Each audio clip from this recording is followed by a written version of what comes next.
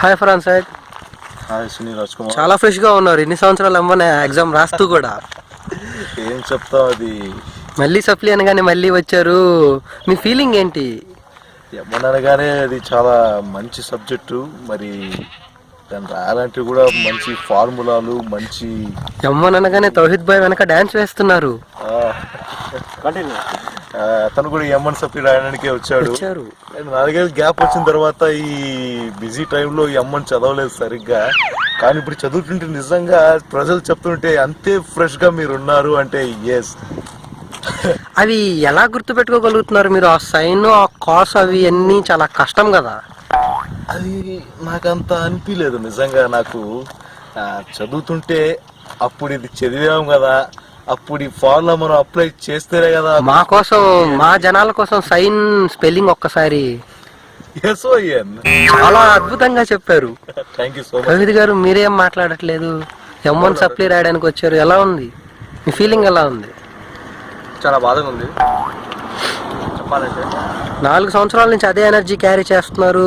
మరి క్యారీ చేసి చేసి అలవాటు అయిపోయింది.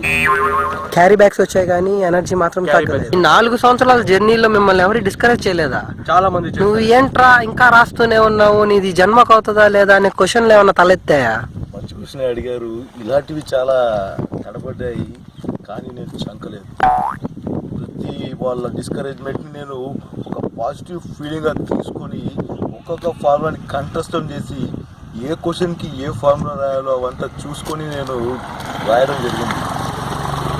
చాలా కొత్తగా అనిపిస్తూ ఉంటుంది రాస్తూ ఉంటే. అది అదే ఇది చదివాం కదా ఇంతకుముందు, ఇప్పుడు ఎందుకు చేయట్లేదు అన్నదే వచ్చింది. ఎస్, బ్యాక్ ఎంఎన్ ఖచ్చితంగా అది ఇటు కొట్టాడు. సప్లీ రాయడానికి జూనియర్లు వచ్చి సలాం కొట్టి మరీ వెళ్తున్నారంట ఎగ్జామ్ హాల్లో. అప్పుడు మీ ఫీలింగ్ ఎటువంటిది? 4 years తర్వాత మళ్ళీ ఏమనంటే నన్ను ఆ రోజు ఎలా చూసారో ఈ రోజు కూడా అలాగే వచ్చావు, అలాగే ఏమని రాసావు, పాస్ అయ్యావు అని వాళ్ళందరూ నన్ను సలాం కొడుతుంది. నిజంగా ఇంత మిస్ అయ్యారా వీళ్ళందరినీ నేను అనిపించింది. అంత అభిమానం మీ మీద గుండెల్లో దాపెట్టుకొని వాళ్ళు ఇంతకాలం ఉన్నారా అనే బాధ మీకు అనిపించింది. మీ మొహంలో ఇంకా కనిపిస్తుంది. అది ఫ్రాంక్ గా చెప్పాలంటే అనిపించింది. కానీ ఇక్కడ నుంచి సబ్జెక్ట్స్ రాయడం జరుగుతుంది. మంచి సబ్జెక్ట్స్ ఎంచుకొని ఆ సబ్జెక్ట్లో ఎంత గ్రిప్ ఉందో అదంతా చూసుకొని పర్ఫెక్ట్ గైడ్ని ఎంచుకోవడంలో విఫలమవుతున్నారు చాలామంది.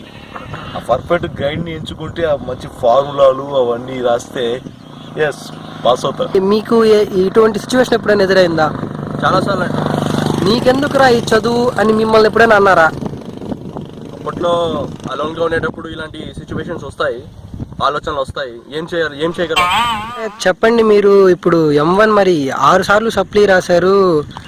మరి అది మీరు ఏ విధంగా బాధ అనేది? బాధ అంటే బాధ అనిపించలేదు. మీరు ఇప్పుడు మగధీర సినిమా చూసుకునే పని అయితే రామ్ చరణ్ అందులో 100 మందిని చంపి లాస్ట్కి అతను చనిపోతాడు. అప్పుడు శ్రీహరి అంటాడు, ఏదో ఒక రోజు చీకటి కడుపులో నుంచి మళ్ళీ పుడతావు అని చెప్తాడు. అదే నాకు స్ఫూర్తిగా తీసుకొని ఏదో ఒక రోజు నేను ఎంఎన్ పాస్ అవుతాను అని నాకు అనిపించింది. తౌహిద్ గారు, మీరు చెప్పండి. ఇప్పుడు M3 అనేది మీకు అందరినీ ఒక ద్రాక్షలాగా ఉండిపోయింది. దాన్ని మీరు ఏ విధంగా చూస్తున్నారు? అవునండి, దీన్ని నేను ఎలాగైతే మహాభారతంలో మన అర్జునుడు పిట్ట కన్నును ఎలాగైతే కొట్టాడో అలాగే నేను కొడతాను, పాస్ అవుతాను. ఇప్పుడు మీరు M1 అనే 6 సప్లీలు రాశారు. ఇప్పుడు 2వ సారి, 3వ సారి, 4వ సారి రాసేటప్పుడు మీకు ఆ బాధ ఎలా అనిపించింది? బాధ అంటే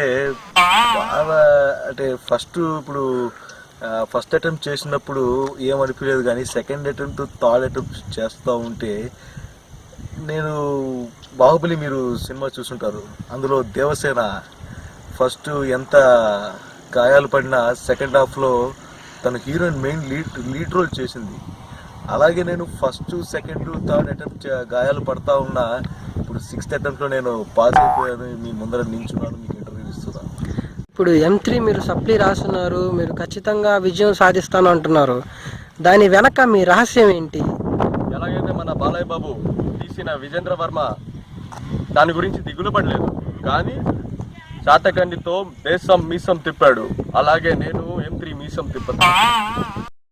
ఫర్హాన్ చెప్పండి, ఇప్పుడు M1 గురించి ఇంకా మీరు లాస్ట్ వర్డ్ ఏం చెప్పాలనుకుంటున్నారు? ఈ M1 అనేది ఈ బీటెక్ లో అలా ఉండకూడదు, అది పీజీ లెవెల్లో పెడితే బాగుంటుంది నా ఉద్దేశం. తౌహీద్ మీరు చెప్పండి, M3 గురించి మీరేమనుకుంటున్నారు? Final word. M1కే దిక్కు లేదండి, ఇంకా M3 అంటారా? అది సైంటిస్ట్ల చదువు, వాళ్ళకి పెట్టుకోండి. Okay, thank you Farhan. Thank you thank you Tauheed. Thank you. Thanks for Jai with Hind.